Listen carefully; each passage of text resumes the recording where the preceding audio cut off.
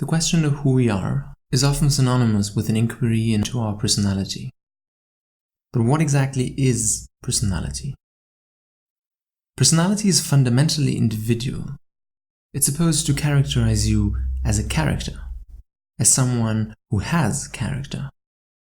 It should be like a fingerprint, unique to yourself as a person, but also something you share to some degree with others. A commonality which can lead to like or dislike. And even more important, it determines the course of your life and therefore can be used to predict your life, or at least the average life, to a certain extent. Decades of psychological research have identified 5 factors, 5 personality traits which seem to dwarf all others in importance. They loom so large that they are referred to as the Big Five. Each of them represents a spectrum with opposing traits at its respective ends. This is the bedrock, the underpinning, the essence of personality, which is why we will launch a frontal attack against the Big Five. Because if they topple, if they so much as flinch, personality as a concept in its current form comes crashing down with it. Let's see if they do. You're listening to Counterintuitive, the podcast about things which are not what they seem to be, and my name is Daniel Boyar. This episode is part of a 3-part series about human nature. Last time we wrestled with preferences and their influence on our decisions. This time we'll go after more challenging prey, what many would consider the core of our very being, our personalities. We'll have a critical look if they truly are as clear-cut as intuition and a substantial body of research would have us believe. And then, next time, we will have our finale, in which we use everything from the first 2 episodes to address a puzzling conundrum affecting every single one of us that you are, most likely, not even aware of. Yet. But first things first. Off we go, into the maze of personality.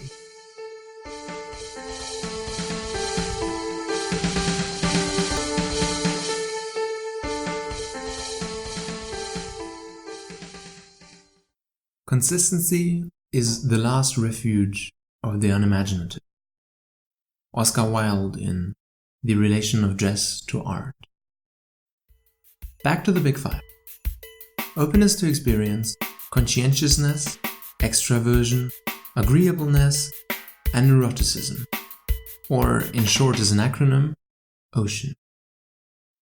There is probably no area in psychology which attracts so much attention and research as the Big Five. And perhaps rightly so, as these personality variables have been successfully used to predict your performance in school and life, your happiness, individual and in relationships, and so much more. They indeed seem like a firm foundation to build a field on top of. Here's a question though. If an acquaintance of yours regularly but unpredictably changed their height, on a range from the smallest person you know to the largest person you know, would you buy them clothes fitting their average height?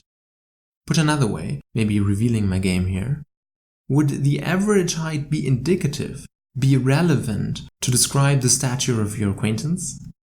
And if not, then what would be indicative as a description? Keep this conundrum in mind for a while. In one of my favorite research articles in the last couple of months, William Fleeson, psychology professor at Wake Forest University, analyzed a unique aspect of the Big Five. An aspect which at first sight lets us question the solidity of our bedrock in personality research. I say in the last couple of months because I recently stumbled upon this article. But it was originally published in 2001, nearly 20 years ago by now. I cannot stress enough how crucial this piece of information is. If you forget most of the content of this episode, this is one of the bits you should remember. A paper comes out nearly 2 decades ago, calls into question a cherished intuitive concept by new data or new methods, and then is promptly discarded or ignored by most of the scientific community and the public.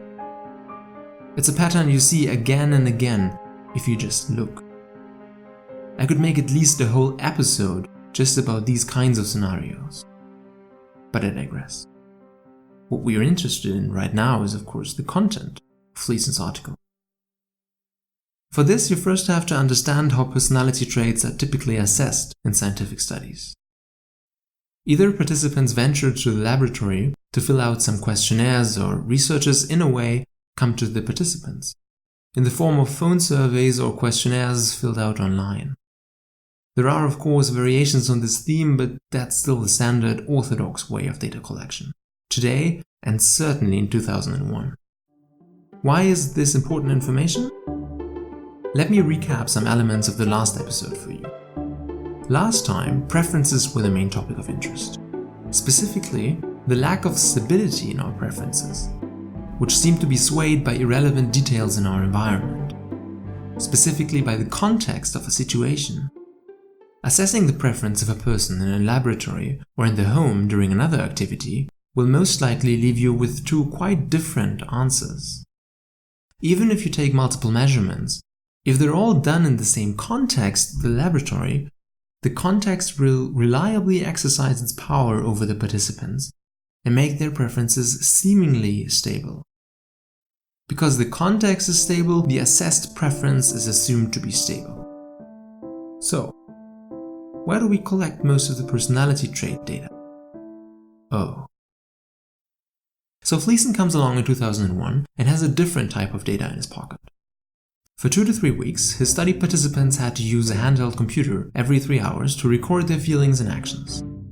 Then, on the last day of the study, the same participants also completed a standard questionnaire-type Big Five assessment or comparison. Of course, today all of this is not such an unusual study setup, but keep in mind this is 20 years ago. So his study participants go about their normal lives, with activities, stress, joy, and drama, and enter their data. Fleeson goes about analyzing this data and finds something spectacular. Did you let your subconsciousness work on your problem with your height-changing acquaintance? Is their average height or the spread between minimum and maximum height the relevant characteristic? What if it's both? The statement that you need both kinds of information tells you that both aspects are informative in their own way. So the average height of your acquaintance would not tell you all too much about the range of heights they reach on any given day, and vice versa. Because if you could completely infer one quantity from the other, you wouldn't need both for description. By now, you may have already guessed what Fleeson found in his data. Psychologists speak of within-person variability when they want to stress that the same person varies in some respect across time or situations, in contrast to between-person variability, which tabulates variance between different people. When Fleeson analyzed the within-person variability with regard to behavior indicating Big Five states, he found this. Within-person variability was high, incredibly high. So high, in fact, that, and I quote, "The typical individual regularly and routinely manifested nearly all levels of all traits in his or her everyday behavior." End of quote. This is disturbing news, especially if you connect it with another finding. The two behaviors of the same person are hardly related at all, with a correlation of around 0.3. That's awful. So the conclusion of this seems to be that your behavior in one situation is more or less unrelated to your behavior in other situations. Given that behavior is strictly linked to personality, this erratic relation between behaviors at different occasions, of course, casts doubt on the immutability of the underlying personality. If you're still on the fence, here's the biggest result from Fleeson's analysis. For all Big Five traits, within-person variability was equal to or higher than between-person variability. Just think about that for a second. Two random people from the street differ less in their personality on average than the same person in different environments. This is insane. Who you are depends on where you are. We're left with a paradox now. The extreme variability of personality traits in the same individual demonstrates that the mean value of a trait doesn't properly reflect the individual behaviors of a person.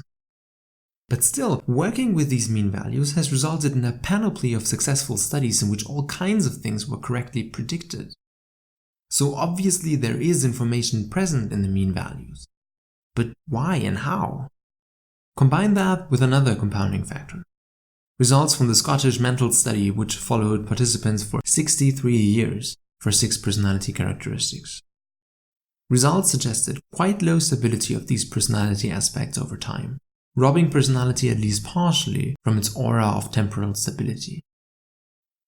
A meta-analysis of hundreds of studies investigating the change of personality over time confirmed this view of weakening the personality's stability theory. And it doesn't end there. There is a fully different beast lurking in personality research, which we won't have time to properly treat here. It's intuition. Just to give you an idea where this is an issue, let's have a quick look at one aspect of personality: self-esteem. Your subjective sense of self-worth may not be a trait among the illustrious Big Five, but it's still an ample source for scientific studies. Thousands and thousands of scientific studies, in fact. Studies which investigate the effects your level of self-esteem and the interactions of self-esteem with your environment have on all kinds of things. Because it's intoxicatingly intuitive that it should make a difference how high you view your self-worth. Luckily, researchers are fond of reviewing an existing body of research every couple of years or so. That's why, for instance, there is a magnificent meta-review by Thomas Sheff and David Fearon, which looked at the whole field of self-esteem research, around 15,000 academic publications. Here's the gist of it. The strongest effect any study found, the strongest, explained around 2% of the variance. 2%. Predicting anything with that is utterly useless. And nearly all other effects were even well below 2%. Statistically significant they may have been, but these effects don't affect anything. Here's some choice bits from the text, and I quote: "Studies of the relationship between social class and self-esteem have reported findings that are competing, inconclusive, and inconsistent. And studies of the relationship between crime and self-esteem are rife with contradictory or weak findings." End of quote. So, bottom line. Self-esteem doesn't seem to be reliably important for anything. That's already bad, as we would have expected it to matter at least somewhat. But the worst thing is that even after this withering critique of their field, self-esteem researchers merrily went along and continued to churn out thousands of more of the same papers in the following years. If this sounds familiar to Fleeson's article from earlier on, you're on the right track. Of course, people rarely radically restructure their professional lives after such a blow to their worldview.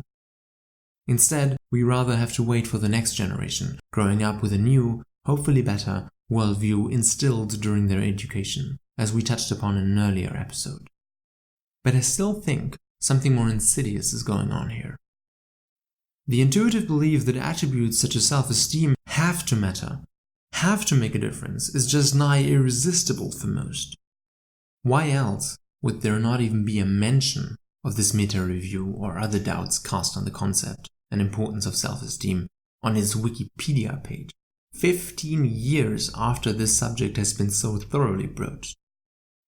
Counterintuition is hard and uncomfortable, which is why it's a constant process rather than a one-off thing.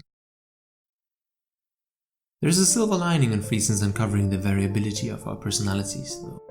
Fleeson refers to the spread of personality traits around their mean values as distributions, which indicate the frequency of any type of behavior over the whole spectrum. The shape of these distributions then can potentially give you finer insight into the behavioral tendencies of an individual than the mean value. And most excitingly, this shape is an individual characteristic, akin to a fingerprint. You could identify people from the shape of their personality trait distributions. And it all boils down to your reactivity to context.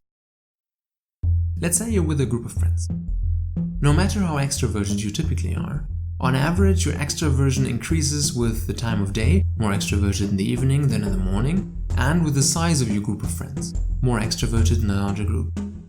But by how much your extroversion increases is specific to you as a person. Individuals can be more or less reactive to situational cues, and their reactivity also depends on the respective trait. So a person may be more reactive in, say, their extraversion than in their openness to experience. With this, we again reach our central question. Do we have stable personalities? And again, the answer is yes and no. The mean values of Big Five traits are certainly predictive and valuable for research. Their purpose is to provide a long-term description of behavioral tendencies. If you're high on extraversion in your Big Five assessment, you're slightly more likely to react extroverted in any given situation. And this counts in the long run, at least to the extent it allows us to make predictions. But in the short term, these mean values are not optimal, though also not useless, to predict your behavior in any specific situation or for a period of time. The extreme context dependence of your personality makes the trait distribution a better description of your personality in everyday life. And it also, again, leads us to the conclusion that in the specific interactions with others and your environment, personality is a process rather than a stable trait. Only in the long term, between people comparison, is the concept of stable personality traits useful. Paraphrase William Friesen again, this time from a later paper, the trait concept is useful for explaining behavioral trends, while the process concept is useful for explaining actual behavior in the moment. And indeed, efforts have been started to build a social context-based personality model in addition to the trait-based model. The problem is not that personality and your resulting behavior is fluctuating wildly and randomly over time.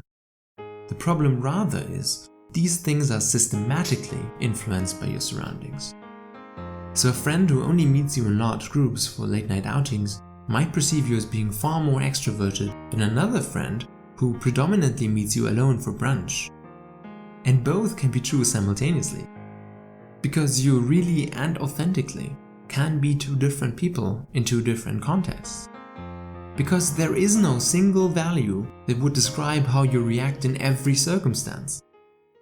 So the concept of personality, which is at least a merger of trait and process, has to change. Because imagine if you have another friend who knows you in different contexts and perceives your level of extraversion across these contexts as inconsistent. We often condemn inconsistency as hypocrisy or being inauthentic. But inconsistency is the norm insofar as a plethora of different contexts in your life is typical. We should use the whole distribution, with mean value and everything else, to describe personality, not just one single number per trait. Because then, and only then, can we return to the concept of a stable personality, in which the whole distribution in its shape and position is stable. But in our current framework, personality is decidedly not stable. It's fluid, erratic, idiosyncratic, at least to the outside. But if you look closer, you notice a pattern. An ocean consists of innumerable water molecules, each of them moving randomly and erratic. But if you zoom out and take in the whole concept, you notice patterns. Rippling waves, gliding across the waterscape not randomly, but organized and in response to the environment. P.S. I mentioned the potential danger of labeling someone as inauthentic because of the inconsistency in their personality. But I neglected to address how the person, him or herself, thinks of their behavior and personality. In a study, researchers investigated this connection between behaviors and authenticity. You would expect that behavior closest to their actual trait levels would elicit the highest levels of authenticity, of being your true self. But of course, that's not what happened. Rather, regardless of their actual traits, everyone was feeling more authentic when they were being extroverted, agreeable, conscientious, emotionally stable, and intelligent. This is madness. An introvert felt more authentic when acting more extrovert, not when acting more introvert.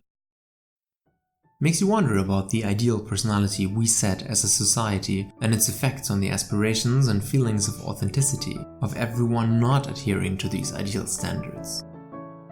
Oh, by the way, do you want to venture a guess who one of the two authors of this article was? Together with Joshua Wilt, it was, of course, William Fleeson. Who else?